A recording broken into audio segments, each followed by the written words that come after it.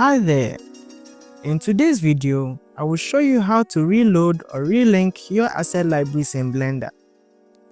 Linking asset libraries is a very flexible way of managing Blender files without them increasing in size. And in this video, I will show you how to do just that. So without further ado, let's get to it. As examples, I'll be using my project files from my previous nature scene tutorials. In this case, I will be using the project file from my realistic forest scene tutorial. Before you download the project file, I highly recommend or suggest that you download the asset libraries and add-on as I mentioned in the description of the project files. And these are 1. The free plant library. 2. The asset from mastery, particularly the tree assets. And 3. OpenScatter. After you have downloaded and installed these, simply open the project file.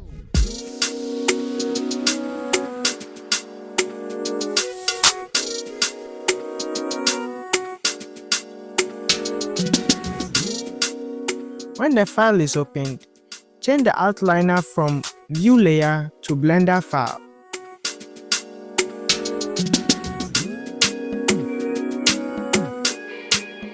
Scroll to the library section.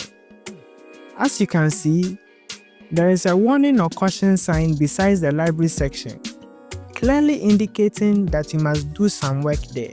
When we open this section, you can see that there are some directories here that Blender struggles to load the asset libraries from. This is why I suggested we download and install all the necessary asset libraries and the OpenScatter add-on. Now, next, what we do is simple. Just simply click on any of the directories and take note of the latter part of the directories to know which file we need to reload the asset libraries from. To reload the libraries, just select the directory, right-click on it and click on Relocate from the options available. And simply locate the blend file. Select it and click on the Relocate Library button. Just simply do the same for the rest of the libraries.